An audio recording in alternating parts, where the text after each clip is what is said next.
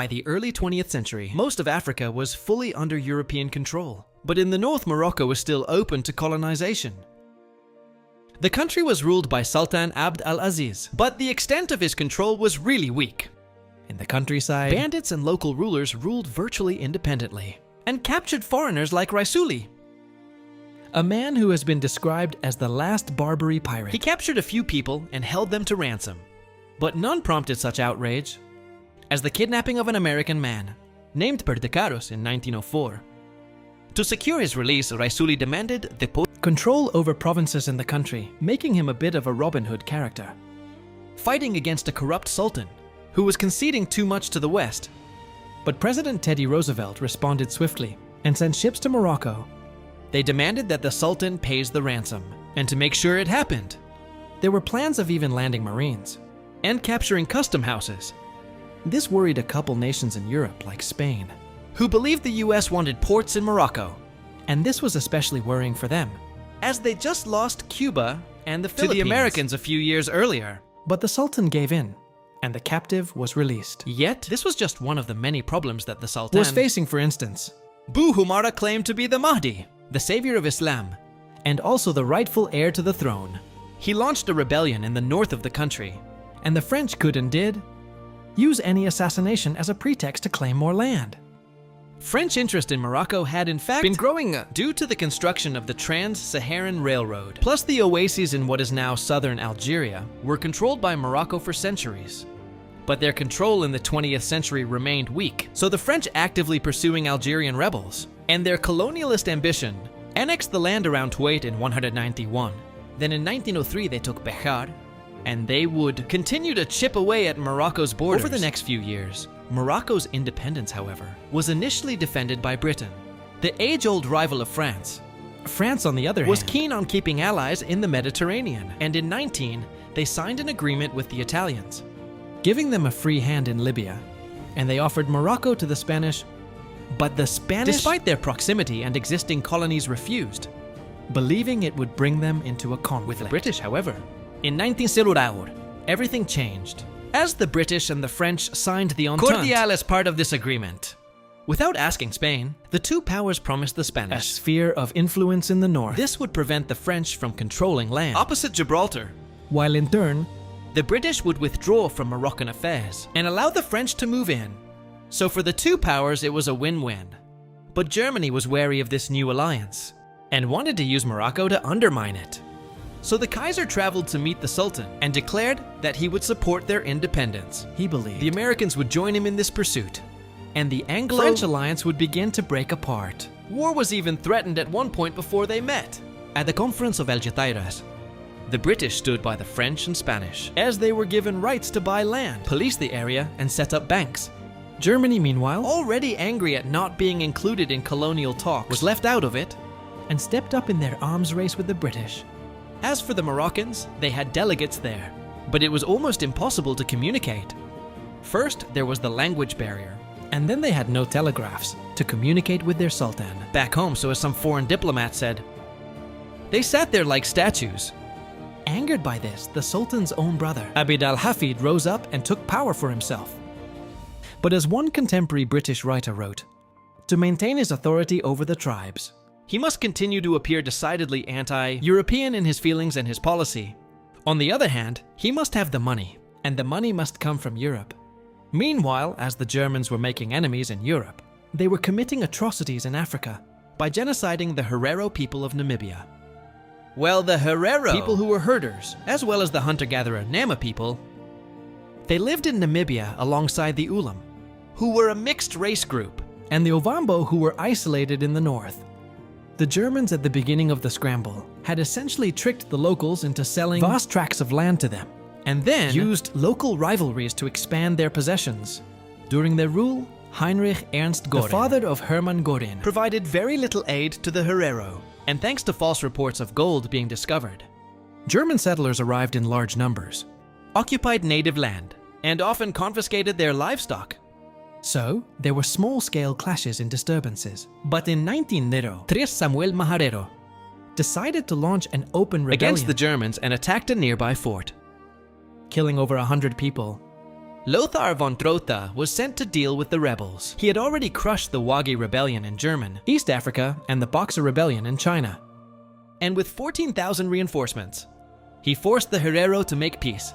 Over 50,000 Herero gathered at Waterberg, ready to make this peace, but the Germans attacked, killed many, and chased the survivors into the desert. Trotha then declared that any Herero found within German borders would be shot. He defended his actions based on racial grounds, and many Herero were killed.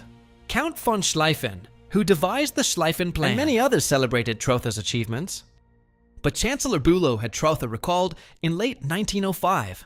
As many thousands of Herero and Nama people were being killed, many others were imprisoned and sent to concentration camps. Like on Shark Island, there they were forced to work. But many died of malnutrition, disease, or were just killed. Although numbers are disputed, around 65,000 people are estimated to have been killed during this period. So that's 80% of the Herero population, and 50% of the Nama people. Plus medical experiments were also carried out. And many were actually carried out on living patients in order to find out the causes of scurvy.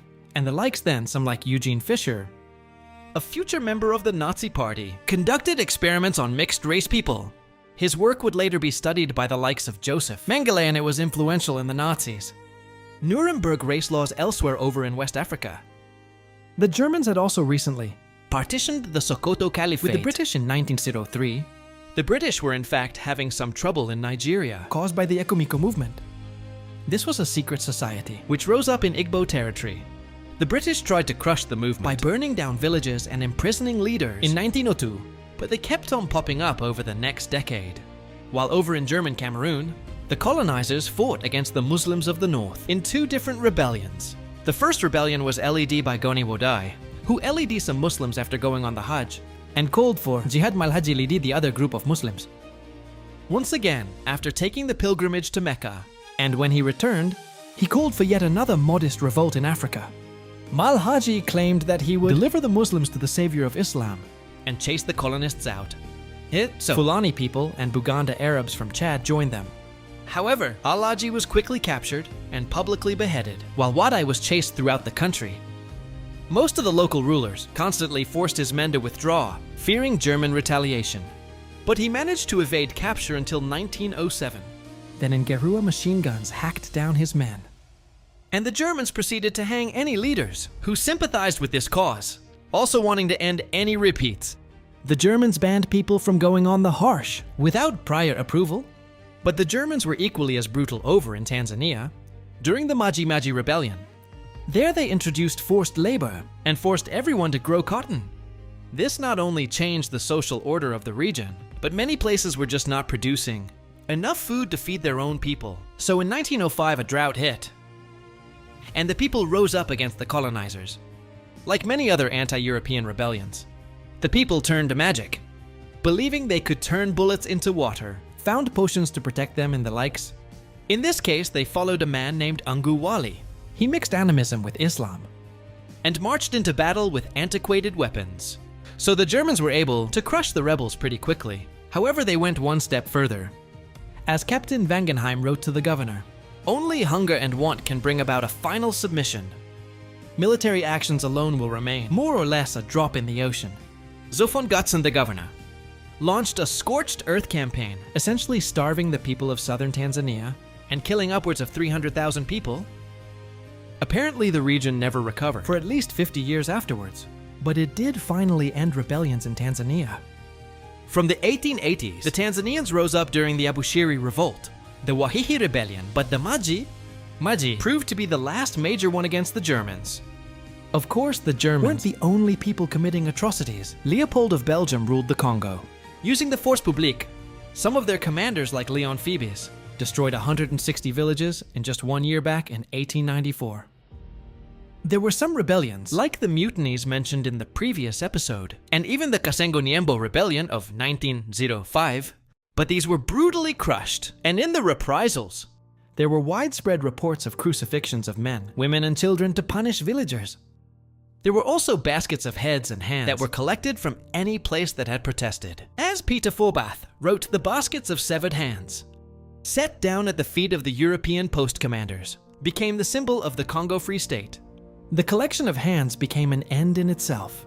Forced public soldiers, brought them to the stations in place of rubber. They even went out to harvest them instead of rubber. They became a sort of currency. Reports and books like The Heart of Darkness introduced the world to these atrocities. Britain sent members of Parliament to investigate, including Roger Casement, the future Irish nationalist, plus prominent African Americans like William Shepherd and George Washington. Williams also disproved Leopold's propaganda campaign. So Leopold eventually bowed to international pressure, and the Belgian Parliament voted to annex the colony. Itself, however, this largely split the Parliament, as even among the socialists, there were debates over what to do. Some refused to allow it as anti-colonialists, while others wanted to take it from Leopold in order to run the colony more humanely. The Portuguese also faced international condemnation for their use of slaves, especially in SAO tone. Third largest cocoa producer in the world, William Cadbury, the founder of the chocolate company, convinced companies in Britain and America to boycott Portuguese products. Yet the practice continued in Angola, Mozambique and elsewhere. The Niassa Company and others forced whole families to work on cotton or rubber plantations or to produce chocolate. Way into the 20th century, even after Republicans removed the monarchy in 1910, the system continued, so of course, people tried to push the Portuguese back. But the Ovambo, for instance, were defeated at the Battle of Mofilo in 1907. Plus on forced labor, it should be said that the British in particular imported workers from across their empire and beyond to come and work within Africa.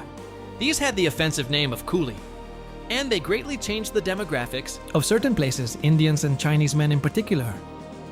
Arrived in places across the continent to work in horrific conditions, in mines, plantations and the likes. They were instrumental in constructing huge projects like the Ugandan Railway alongside Africans. 2,500 men died during the construction of this railway, which included a couple dozen to man-eating lions. The Nandi people of Kenya tried to resist the construction of this railway, but the British assassinated their leader in 1905. Churchill praised the construction of it, saying it demonstrated the British art of muddling through the forests, through the ravines, through troops of marauding lions, through famine, through war, muddled and marched the railway. But many MPs, including conservatives, criticized it for being ridiculously expensive and serving no real purpose. One MP, for instance, called it the lunatic line, and similar projects were being pursued across the continent and faced similar opposition. But really, the whole colonization project was deemed too expensive by many, and most of the grand infrastructure projects in Africa ultimately failed. For instance, the French dreamed of a trans-Saharan railway line, but even by World War II, very little had been built. During the war, the Vichy government even tried to finish it off and used forced labor, including many Jews. Torture and excessive punishments were commonplace, but again, it failed then. Even though the British would connect their colonies from Cape Town to Cairo after World War I, they never actually finished off their railway lines.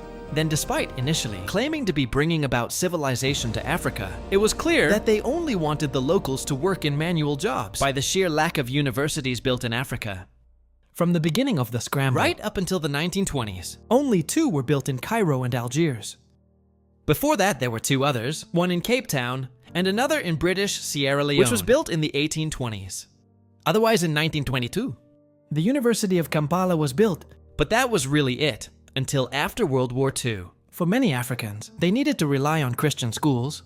Like the future president of Kenya, Jomo Kenyatta, he studied with missionaries from the Church of Scotland, or later Mugabe, who went to the Catholic Gautama College. But one interesting college that was actually ran by the state was the William Ponty School in Dakar. This was set up in Senegal in the early 20th century, and as one of the only real institutions, it had a number of future leaders that came through its doors, including Mobutu Keita of Mali, Mamadou Dia of Senegal, Herbert Maga of Benin, and many more so. Many societies were formed to help alleviate the plight of the Africans and even opposed colonization entirely. The growing number of socialists saw the whole thing as exploitative and even sponsored for some people to get an education in Europe. Plus, for liberals across Europe, there was also the economic argument. They had long followed the works of Adam Smith and the idea of free trade, so this whole scramble was nothing more than just an extension of the old mercantilist ideas of economics. Plus, for the British in the 1919, the entire sub-Saharan colonial empire only accounted for 20% or so of their exports. Out of this, South Africa contributed 16%, West Africa only 2%, and East Africa only 0.3%. A small colony like Mauritius, on the other hand, contributed 2% of exports. Obviously, that's not to say a great deal of wealth wasn't extracted from the regions, and the push for cash crops didn't devastate them. But East and West Africa contributed about as much in terms of export as their Caribbean colonies. France, on the other hand, were able to extract a great deal more and became far more reliant on Africa. West African colonies gave about 10% of exports, Madagascar 6% and North Africa over 50%. As for Germany, their colonies ran a loss every year. Togo was on the brink of becoming profitable in 1913, but Southwest Africa lost 16.91 million marks. Every year, Cameroon lost 4.4 million and East Africa 6.7. Africa didn't become the huge market for surplus goods as anticipated, or even a massive destination for investors. France, Britain, and Germany all invested more money in South America, for instance, but again, obviously some companies made a great deal of money from exploiting the continent. Like Cecil Rhodes created De Beers Diamond Company, or there was Unilever. Their forerunners had plantations in Belgian Congo, and they would later acquire the United African Company and operate in West Africa. Plus, not all colonies ran a deficit. South Africa made a great deal of money, and the Southern Nigerian Protectorate was making around $100,000 a year, and they would make a lot more after World War I with the discovery of oil. But despite these arguments, prestige and patriotism won out.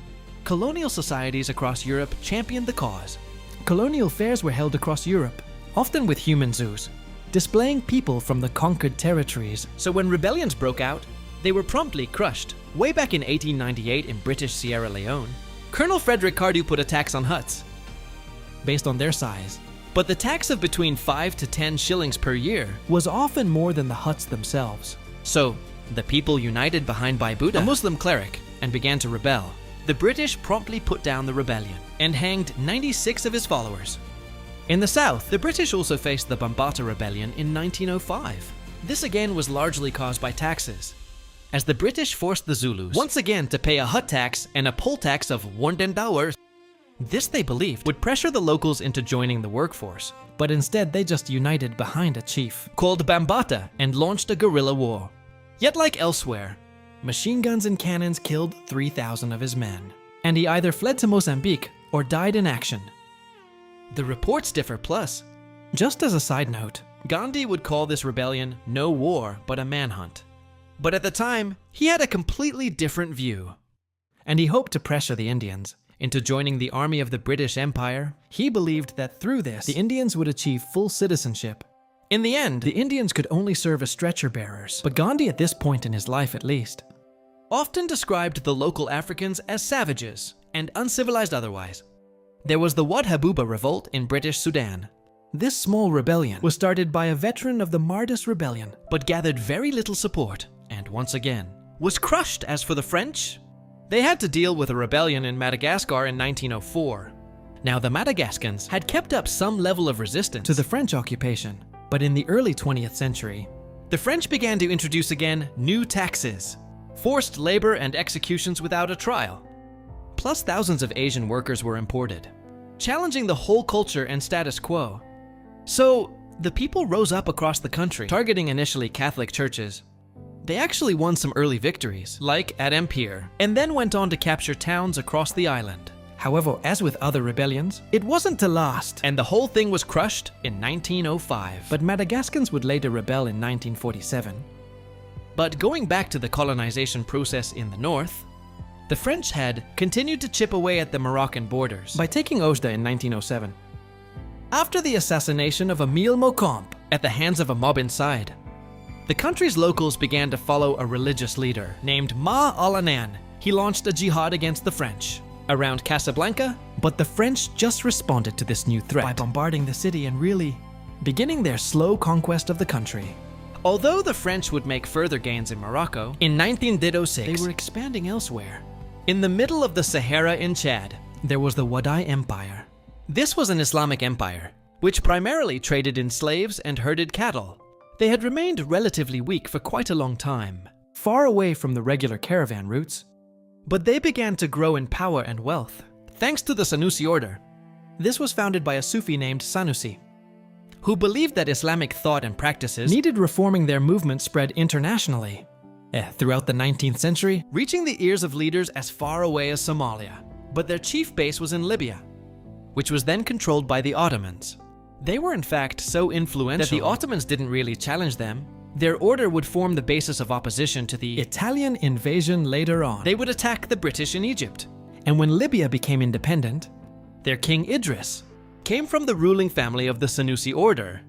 Well, they found an ally in Wadai in Chad. But since the Fashoda incident, the British and the French had made many agreements, dividing the region between themselves. Therefore, they wouldn't risk war again. So, Darfur would fall under British control, while Chad was French Darfur. By the way, was ruled by Ali Dinar. He was able to assert his independence since the fall of the Mahdists, and the British agreed to this, so long as he agreed to pay tribute. But he wasn't keen on just keeping Darfur, and he looked to Wadai as well. And fortunately for him, a succession crisis broke out back in 1898, and a number of foreign powers got involved, backing their own factions, including the French and the Sanusi order. Dude Muda, who was backed by the Sanusi won order, out, and his armies were modernized, thanks to the Sanusis shipping guns from the north on caravans. But his cousin Adam Asil still contested his coronation and launched a coup. This failed, and he fled into French lands, prompting the start of the Wadai War in 1906. The French advance was relatively slow, but a couple hundred French soldiers defeated the Wadai and occupied Adakir the following year. Adam Asil was installed as the puppet ruler, but Dude Mara and the Suisi order just retreated north and launched a guerrilla war. Meanwhile, Ali Dinar of Darfur saw the French expansion as a threat, and he too backed out more. The first couple French attempts to wipe out the insurgents ended in disaster until in 1911. Victor Emmanuel Largo and French control was cemented. But they didn't really trust their puppet ruler, so they removed him and took control of what was now an impoverished region. The insurgency, as well as new diseases, wiped out much of the population and forced many more to flee, especially after some massacres. Many leaders and intellectuals went to seek refuge in Egypt or Darfur. So by the outbreak of World War I, the population had been reduced to 400,000 Tawar from 700,000 just a couple years before. As for Ali Dina, he would continue to pay his tribute to the British, but during World War I, they suspected that he was aligning with the Ottomans, so launched a campaign against him. 2,000 men were sent from British Egypt in 1916, and Darfur was brought fully into the Anglo-Egyptian Sudan then post-decolonization. It remained under Sudanese rule, and suffered a great deal in what many have called a genocide, but at the very least, ethnic cleansing at the hands of the Arabian government. So after this war, along with many British and French agreements, the whole of the Sahara had been divided. The French desire to connect their colonies across the Sahara was made official, but in practice it was really limited. Like in the south of Sahara, they still needed to launch pacification campaigns.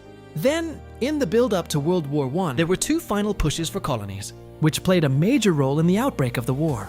First came the Second Moroccan Crisis, otherwise known as the Agadia Crisis. Inside Morocco, a rebellion broke out. The Spanish moved troops in, and so too did the French. The Germans, once again, hoping to divide the Entente and pursue colonial ambitions, sent battleships to Morocco. War seemed likely, as the British also sent ships into the region to protect the French despite their initial doubts. The two sides came to an agreement, however, in return for France, turning Morocco into a protectorate. The Germans were given New Cameroon. This wasn't a particularly prosperous region, as sleeping sickness was prevalent, and there was little infrastructure. But this was seen as success, as out of nowhere, German Cameroon was expanded, and they were given access to the Congo River. But ultimately, it made the British and French closer, and more suspicious of German ambitions. But the French didn't take over all of Morocco.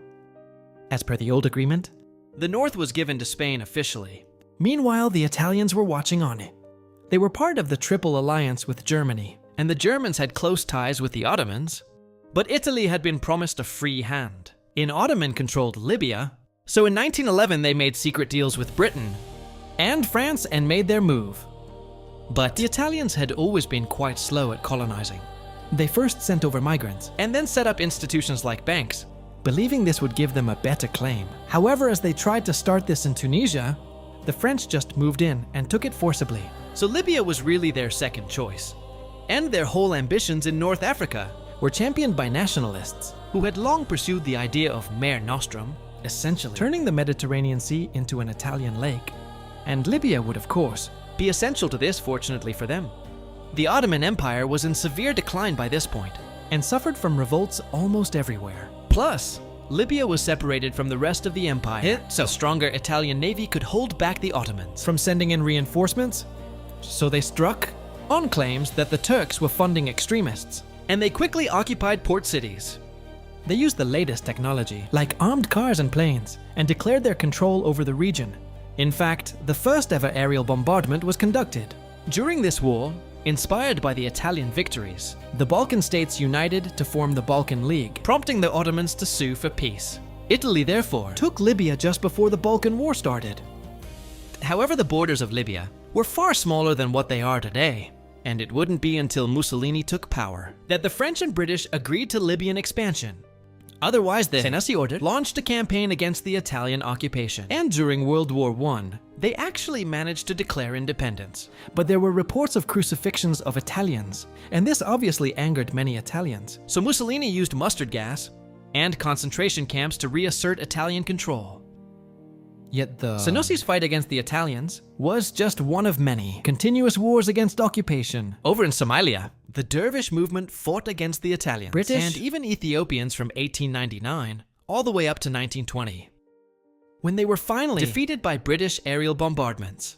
And these weren't the only ones who rebelled during the First World War. In fact, there were a couple rebellions just beforehand, Like the guerrilla people of Kenya, who rose up against the British after they tried to force them to work in certain fields. Then in 1914, some Boers tried to secure their independence. They were led by a man named Maurits, and they received some support from neighboring German. Southwest Africa, but Jan Smuts and the South Africans mobilized their men and crushed the rebels before moving into Namibia on behalf of the British. In 1915, despite fighting the Germans in Cameroon, the British deposed the Amir of Busa. In Nigeria, this prompted a rebellion.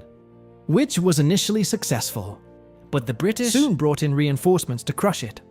In Malawi, there was a growing middle class, who obviously despised the forced labor and racial policies in the country. So they united behind an American Baptist, Minister John Chilembwe, and rebelled. But the white settlers in the King's African Rifles Quickly mobilized, and prevented them from entering Blantyre. Many were executed afterwards, and Chilembwe was shot trying to escape to Mozambique. the French, on the other hand, Faced up to 20,000 rebels during the Volta Bunny War, this spread all over West Africa. and across all sorts of ethnicities, all angry with conscription. They were all hoping to end French rule while they were busy elsewhere. During this period of weakness, It took the French nearly 2 years to crush the rebels, and to prevent anything like this happening again. they created a new colony, which today is known as Burkina Faso. This, they believed, would stop the Mossi people From connecting with potential allies in Mali, and the likes. But the next year, the Tuaregs got support from the Senussi order. and rose up in Niger, beginning the Cochin Revolt. This again would take the French a while to suppress, but they managed it in 1917. In Portuguese Mozambique, the Baru Uprising began. As a result of the harsh treatment from the Portuguese, colonizers, this again included forced labor. Random killings and rape, but in crushing the rebels, the Portuguese stepped it up a gear as they torched villages and enslaved many of the survivors, in particular the women. Then, towards the end of the war, Nigerians rose up again against British taxes as part of the Adubi War. But 600 people were killed, and they once again failed. Some rebellions came closer to success, like the Zion Rebellion in French Morocco, they received considerable support from the Germans. and actually won some major battles. Like at El Heri, They continued to fight against a weakened French army throughout the entire war, and it would only be in 1921 that the French through numerous pacification campaigns, were able to reassert control their- over the Moroccan hinterland. But the end of World War I brought great changes in the map. For starters, the Germans lost all of their colonies to the British and French, but the Italians felt slighted by this. They had, after all, Entered the war on promises of land. but they got nothing so to appease them. The British allowed them to expand Their Libyan colonies, but they still wanted more. Yet rebellions continued in the north. The Spanish had to deal with the Rif War, which lasted until 1926 there. They suffered a humiliating defeat at the Battle of Anahuel, when around 3,000 Riffians killed over 13,000 Spaniards. This defeat was so humiliating that it led to Miguel Primo de Rivera seizing power in Spain and forming a dictatorship. He in turn would promote Franco, and ultimately, this instability would lead to the Spanish Civil War. But the dictator would use more and more cruel methods in winning the war, like the use of poison gas across the Sahara. In Sudan, officers united to form the White Flag League, hoping to unite fully with Egypt and assert their independence. So they pledged their loyalty to King Fawad. But their leader, Abdul Fadil Hamas, had little support from the Egyptians, and he was bombed by the British in 1924. For more peaceful resistance, there was the Women's War in Nigeria. Among the Igbo people, Igbo women actually have a long history of pushing for change through peaceful protests. For instance, there was a practice known as sitting on a man, which was essentially public shaming. They would surround him at work, dance outside his home, in the likes in order to push for change. Well, in 1929, they were angry with the British-appointed chiefs for limiting their role in government, so they united with other ethnicities, like the Efik and Ogoni, and organized sit-ins and forced the British to act. They allowed Nigerians to select their own clan leaders instead, so it was pretty successful, although far from revolutionary. The French, however, faced a huge rebellion of up to 350,000 men. Across Central Africa, they'd been forcing the locals once again to work on a railway line. But this was the Congo Ocean Railway. To get men to work on this line, they actually employed a number of Fula people. To recruit them, however, the employees began to believe that a miniature handle called a Congo Wara could turn French bullets into water. And it is this Congo Wara that gave the rebellion its name. Apparently, the rebels would even shout, "Fire, big gorilla. Your gun will only shoot water." So despite their numbers, tens of thousands were slaughtered, and the whole event was largely kept secret from the French public. But if this mysticism wasn't so pervasive, this really could have challenged French rule. Yet probably one of the most successful interwar movements came in Egypt, which the British finally officially occupied, when hostilities with the Ottomans broke out. But in 1919, this prompted a revolution led by the Wafid Party.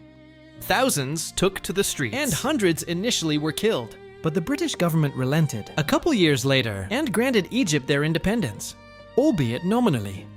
As they still maintained troops in the region, they kept the Suez Canal, and Sudan was still to remain under British rule.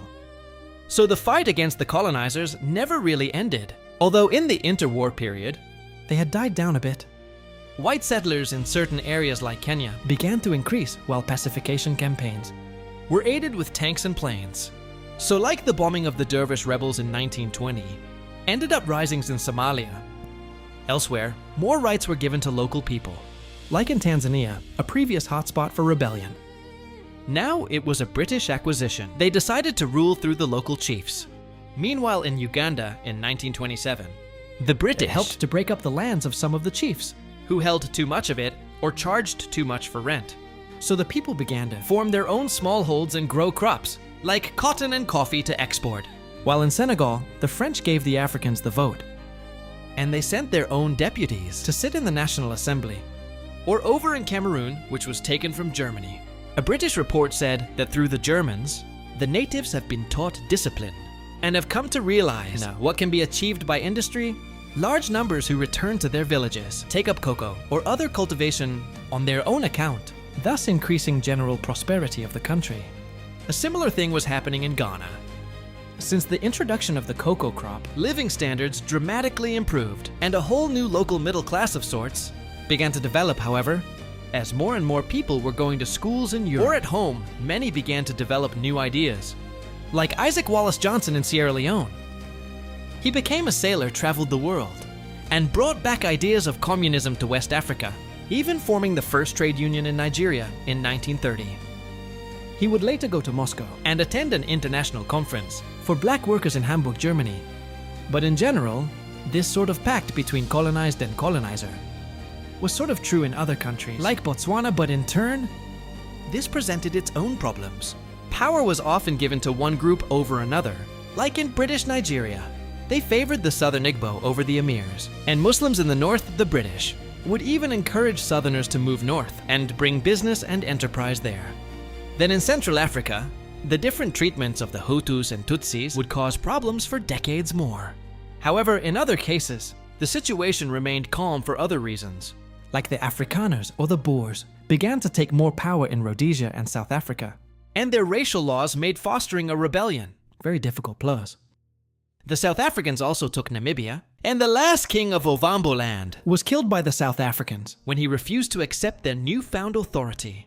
So resistance in Southwest Africa had no real leadership. Again, the situation changed dramatically. From country to country, as for the two free states, Liberia and Ethiopia, While they tragically continued to trade in slaves, in Liberia the Americo-Liberians had stayed in power. often through shockingly rigged elections. Like the election of 1927, which saw 15 times the registered voters vote for Charles D.B. King, and he was accused by the League of Nations For still using slaves to help modernize his country. Then in Ethiopia, the would-be emperor, Lydia Sue, actually conducted slave raids. And the Italians would use this as justification. to move into the country in the 1930s. And this brings me to the last-ditch attempt to colonize an African country, the Italian invasion of Ethiopia. The British and French Were happy for Mussolini to take it, as they were more concerned about Germany, so the Italians moved in, and after 1 year of fighting, Ethiopia was brought into Italian East Africa.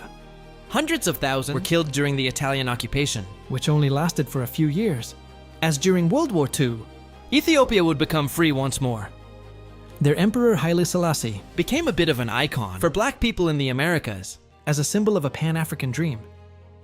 So for a short while just after 1937, the entire continent was colonized.